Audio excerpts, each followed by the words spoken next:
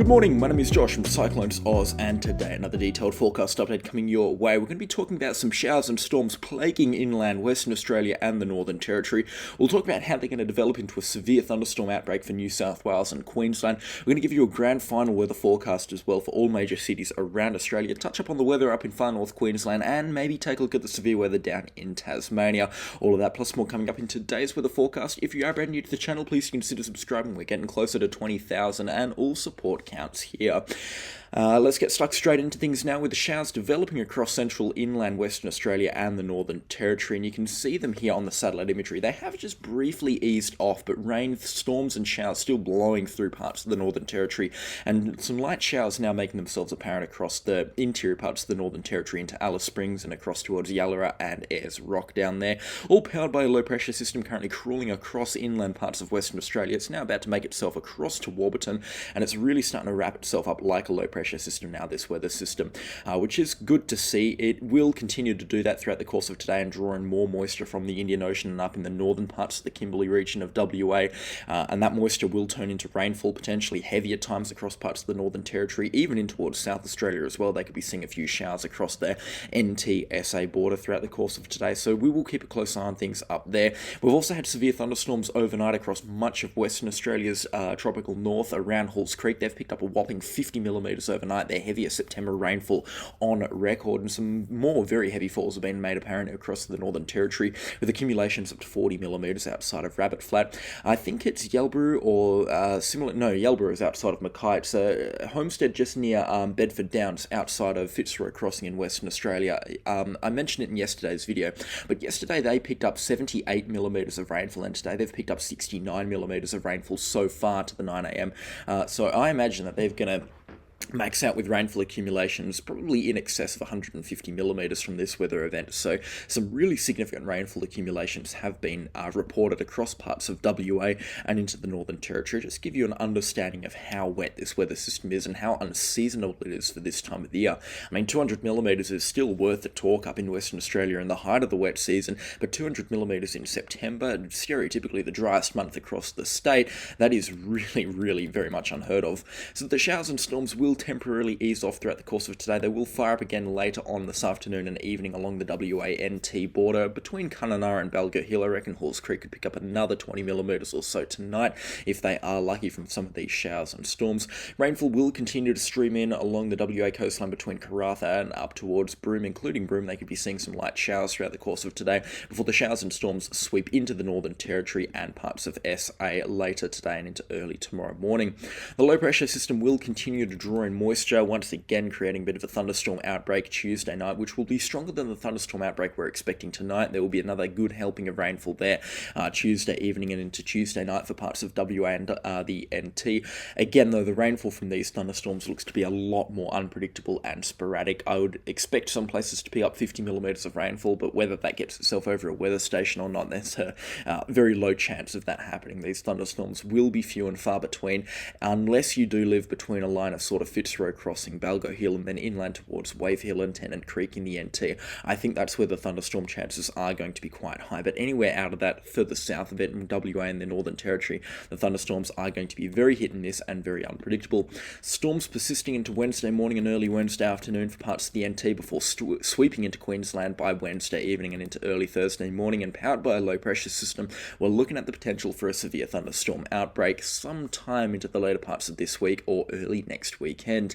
So we're going to be talking about that in just a few minutes, but first let's recap on the rainfall accumulations that have already been reported, with the rainfall accumulations that are now set to come over the coming couple of days.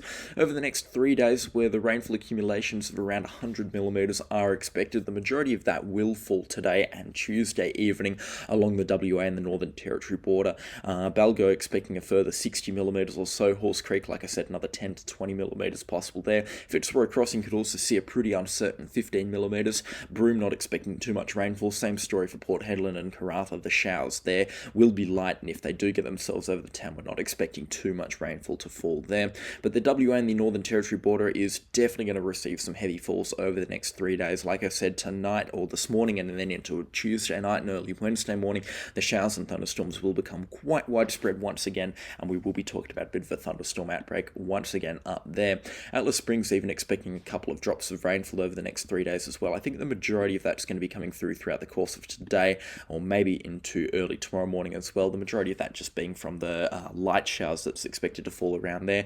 Yellow and Ayers Rock expecting a good 50 millimetres or so over the next 3 days, and I believe the majority of that's going to be falling before sort of Tuesday morning. So I reckon if you can get yourself out there for Tuesday morning or even into Tuesday evening where there will be some rainfall running off the rock, might be a good photo opportunity out there. Again, 25 millimetres of pretty hit and miss rainfall. I'm not calling for anything at this time, but we could be seeing some pretty good falls out there, so it might be worth a look, might be worth the travel for some pretty extraordinary sights out there.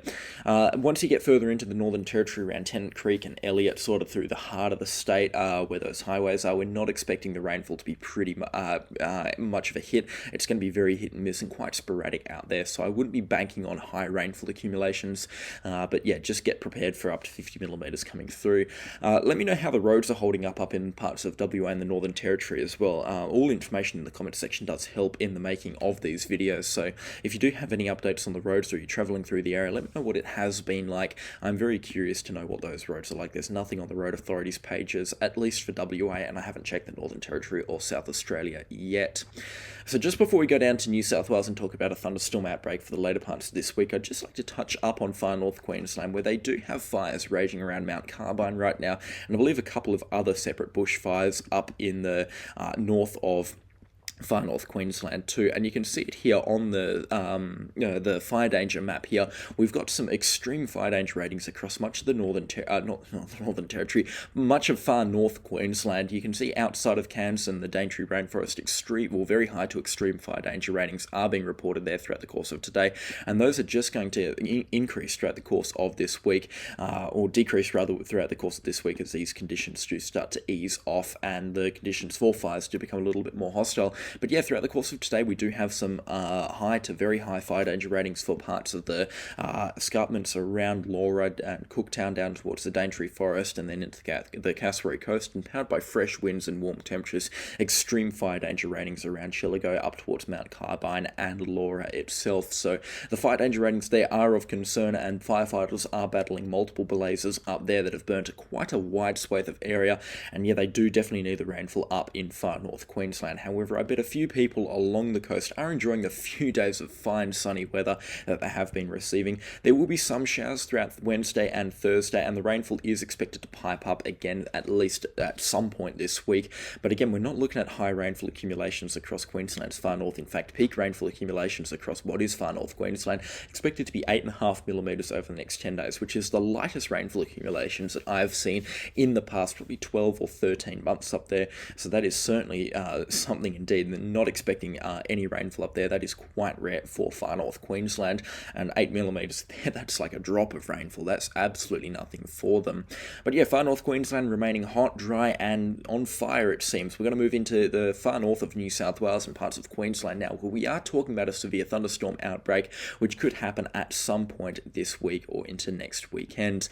So taking a look at this, on Wednesday we're going to see a low pressure system sweep through South Australia and into New South Wales, and that's going to be providing showers and thunderstorms along a trough line extending out from basically Tennant Creek in the Northern Territory right down towards Dubbo and the low pressure system in New South Wales. And that's going to be providing a line of thunderstorms Wednesday evening through parts of southwestern Queensland, and before these thunderstorms do diminish and fire up again rather weakly, but again still some thunderstorms expected on Thursday afternoon, the 26th of September, throughout parts of central Queensland before heavy rainfall and potentially severe thunderstorms take hold from this low pressure system in the northeast of New South Wales Wales by late Thursday night and into early Friday morning. We could also be seeing some severe thunderstorms with heavy rainfall and isolated pockets of large hailstones on the southeast Queensland side of things as well, the Sunshine Coast especially. I mean, look at this thunderstorm here that's expected to fire up by the forecast models. Obviously not going to happen in the exact same fashion that the useful bit is saying, but in the wake of severe thunderstorms that have blown through Maroochydore and Noosa in the past couple of days, we will certainly be taking a look at this. Rainfall and storms expected to continue through Friday evening with the development of a low pressure system just offshore from Queensland's coast, and this will just be chucking a ludicrous amount of rainfall ashore throughout Friday evening, Saturday and Sunday morning. The rainfall does ease off by Monday, and you can see we are expecting a few more days of dry weather after that, but just this couple of days of rainfall, which is expected to fire up over Friday, Saturday and Sunday, could be providing some pretty healthy rainfall accumulation. So we'll break those down for you right now. So from Thursday afternoon, when these thunderstorms are expected to fire up, until Monday morning when they will clear out of the northeast of New South Wales, we'll be seeing peak rainfall accumulations up to 250 millimetres outside of Coffs Harbour here, 230 to 25 millimetres or so here. Some pretty high rainfall accumulations, and I do feel like the forecast is still going to change, and there's a lot out there for the forecast to kind of change and adapt to, but I'm certainly still expecting 100 millimetres over a wide swathe of northeastern New South Wales between Thursday evening and Monday morning over that 4-day period. Even Queensland's Sunshine Coast could pick up rainfall accumulations between 15 and 40 millimetres, most likely on Saturday, I believe I said, or Friday afternoon and into Saturday morning. Some good rainfall accumulations also possible throughout interior parts of the New South Wales northeast, around Moree, Tamworth, Armidale, that sort of area, but the closer to the coastline across the northeast between Lismore and Taree you get, the heavier the rainfall is going to be on the forecast. But it'll be good to get this rainfall out before Saturday when the big game is on. Hopefully a little bit of dry weather for Brisbane for the big game. Lions fans going to be going wild up there, but again, there looks to be a few showers here and there, so I will keep you updated on the weather forecast, at least for Brisbane for Saturday. Some rainfall is expected around Sydney, or at least some showers expected throughout Sydney on Saturday as well, but they will only be light and streaming in from the coast, and they'll be intermittent. But Melbourne looking fine and sunny this weekend for the big game, so looking like a fantastic weather forecast for them. And it's actually going to be quite warm as well Saturday, into the low 20s, so pretty warm for this time of the year. There, and even Sunday as well, going to be into the high teens and early 20s for Melbourne before a cold front kicks up from the south Sunday evening. Perth as well looking relatively dry this weekend as well. We were looking at a bit of a thunderstorm event sometime this Friday, with a cold front moving through sometime on Friday, which could provide some showers and storms for the southwest corner, and this is a pretty interesting weather system. We'll take a look at this in more detail on Wednesday or Thursday, but again, this is a little bit of an interesting weather system, keeping things cool for Saturday, and you can see a few showers possible for a pretty cold day on Saturday as well for Perth, so rather unpleasant weather there. Adelaide looking high and dry as well, same story for Hobart. A big high pressure system in the Tasman Sea is going to be keeping the entirety of the southeast of the nation relatively dry as well, and that's also what's going to be preventing this low pressure system here from creeping further down the coast and providing Sydney with a miserable couple of days of 200 millimetres, so you can thank this high pressure system for more than keeping your grand final weekend dry.